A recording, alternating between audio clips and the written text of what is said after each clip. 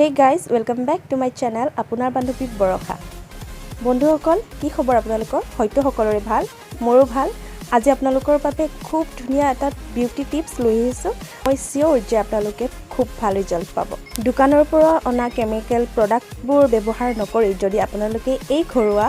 সামগ্ৰীৰে নিজৰ ছালখনৰ যতন লয় তেনেহলে নিশ্চয় ভাল ফল পাব বেছি কথা পাতি নাথাকো কিন্তু তাৰ আগতে এটা কথা কব বিচাৰো যদি আপোনালোকে মোৰ চেনেলটো নতুন হয় যদি সাবস্ক্ৰাইব কৰা নাই তেনেহলে সাবস্ক্ৰাইব কৰিব আৰু লগতে বেল আইকনটো ক্লিক কৰিব যাতে মোৰ সকলোবোৰ ভিডিঅ'ৰ নটিফিকেশন আপোনালোকে পাই যায় আৰু যদি মোৰ ভিডিঅ'টো ভাল পায় লাইক কৰি দিব প্লিজ আৰু যদি ডিসলাইক কৰে তেনেহলে প্লিজ মোক ইয়াৰ কাৰণটো জনাব নিশ্চয় ভাল পাম শুনি ময়ো আৰু যদি ভিডিঅ'টোৰ বিষয়ে কিবা ক'ব বিচাৰে তেনেহলে কমেন্ট বক্সত জনাব সো কথা পাতি নাথাকো আহক ভিডিঅ'টো আৰম্ভ কৰো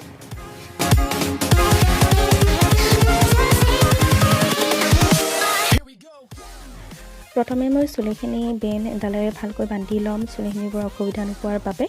আৰু মুখখন ক্লিন কৰি ল'ব ফাৰ্ষ্টতে আৰু ইয়াৰ পিছত নম্বৰ 1 হল ক্লিনজাৰ মই তিনিটা ষ্টেপ কৰিম আৰু প্ৰথমটো হৈছে ক্লিনজাৰৰ বাবে চাউলখন তিয়াই থব যিকোনো ঘৰত ব্যৱহাৰ কৰা চাউল আৰু সেই চাউলখিনি ধুই হাতেৰে ভালকৈ খচি পেলাই তাৰ পানীখিনি এটা বটলত ভৰাই থব মই এনেকুৱা এটা বটলত ভৰাই দিছো আপোনালোকেও পাৰে যে এনেকুৱা বটল এটা ভৰাই থৈ দিব 2 বা 3 দিনৰ কাৰণে ব্যৱহাৰ কৰিব পাৰিব এইখিনি আৰু সেইখিনি হাতত লৈ গোটেই মুখখনতে লগতে ডিঙিটো সেইখিনি এপ্লাই কৰিব আৰু হাতেৰে মাসাজ কৰিব মাসাজ কৰা পদ্ধতিটো আপোনালোকে নাজানে যদি চাই ল'ব কেনেকৈ মই কৰিছো সো চাই থাকক ভিডিঅ'টো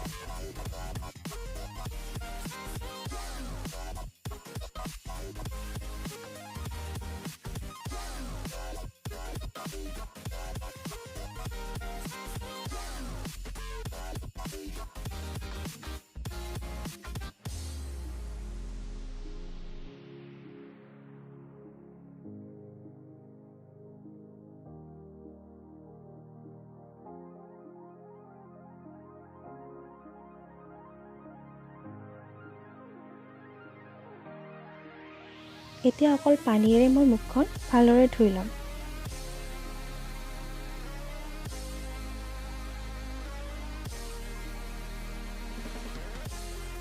এতিয়া হৈছে নম্বৰ 2 ষ্টেপ স্ক্ৰাব আৰু স্ক্ৰাব কৰাৰ কাৰণে আমাৰ ঘৰতে পোৱা সামগ্ৰী কিছুমান দৰকাৰ যেনেদৰে ধৰক চাউলৰ গুড়ি 2 চামুচ নেমুটেঙাৰ ৰস 2 চামুচ গাখীৰ লাগিব 3 বা 4 চামুচ মান আৰু আটা লাগিব আপোনাৰ প্ৰায় 1 চামুচ আৰু এইখিনি গোটেই ভালদৰে মিহলাই ল'ব আৰু মিহলাই এটা খালি টেমা এটাত ভৰাই থৈ দিব এনেকুৱা মই মুখত খোৱা ক্ৰীম আছিলে এইখিনি ভৰাই থৈ দিছোঁ আৰু এইখিনি গোটেই এপ্লাই কৰিব মুখখনত গোটেইখিনি আৰু লগতে ডিঙিটোৰ কাৰণ মুখখনৰ লগতে ডিঙিটোৰ কেয়াৰ লোৱাটো খুবেই প্ৰয়োজন আৰু ভালদৰে মাসাজ কৰিব প্ৰচেছটো আপোনালোকে নাজানে যদি ইয়াতে চাই ল'ব আৰু তেনেকৈ কৰি যাব সো চাই থাকক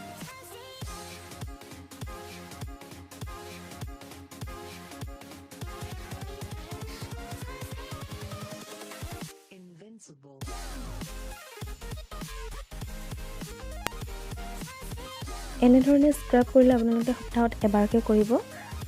কাৰণ হোমমেড বস্তু যেহেতু আপোনালোকে এবাৰকে কৰিলে একো প্ৰবলেম নাই একো সাইড ইফেক্ট নহয় আৰু যদি আপোনালোকে কেমিক্যাল প্ৰডাক্ট মানে বজাৰৰ পৰা কিনি আনি কিনে স্ক্ৰাব কৰে তেনেহলে প্ৰায় যদি আপোনালোকে 15 দিন মান মূৰতহে কৰিব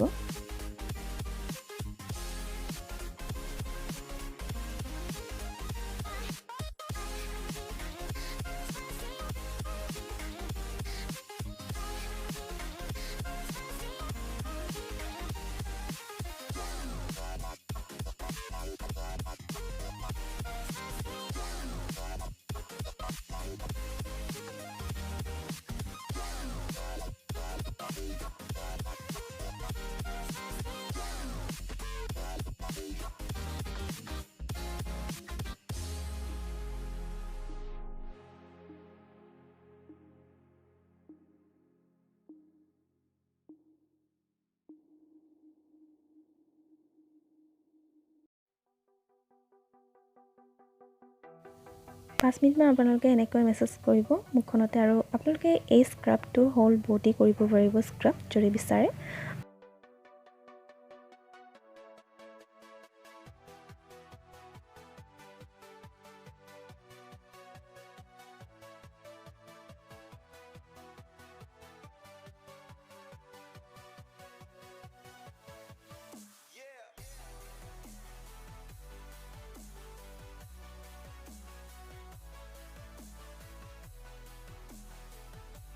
এতিয়া এইখিনি গোটেই আমি অকণমান সময় শুকাবলৈ দিম আৰু শুকোৱাৰ পিছত আপোনালোকে মুখখন অকণমান হাতেৰে ৰাব কৰিব আৰু এইখিনি ভালদৰে ধুই দিব কেৱল পানীৰে।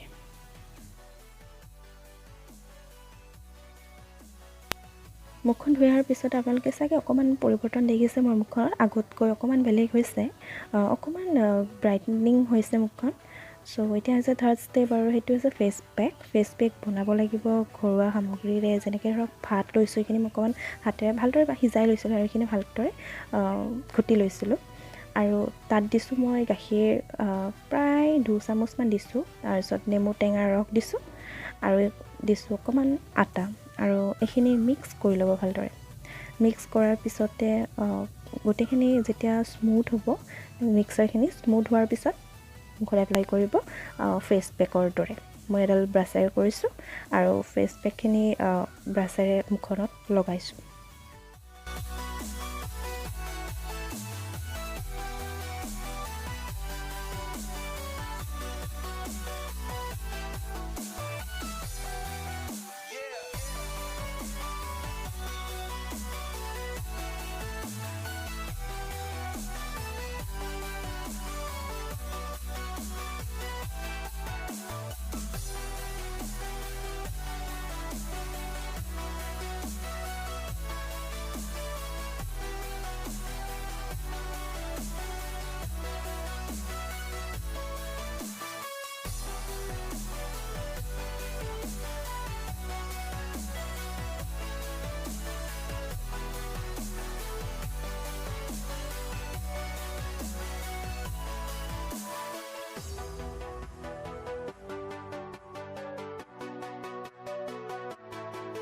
এতিয়া প্ৰায় 10 মিনিটমানৰ কাৰণে ফেচ পেকখিনি শুকাবলৈ দি থৈ দিম,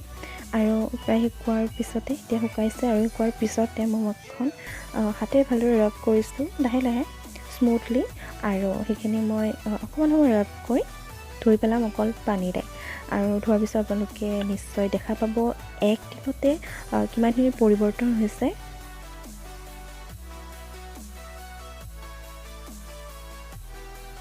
আপোনালোকে জাষ্ট এই 3টা ষ্টেপ কৰিলে আপোনালোকে অতি সোনকালেই পাই যাব ভাল ৰিজাল্ট। যিহেতু সকলোবোৰ ঘৰুৱা সামগ্ৰীয়ে, গতিকে কোনো টেনশ্যন নাই, কোনো ধৰণৰ ছাইড ইফেক্ট নহয়। চ' ট্ৰাই কৰক আৰু সোনকালে মোক কওক আপোনালোকৰ কেনেকুৱা আপোনালোকেও ৰিজাল্ট পাইছে। চ' থেংক ইউ।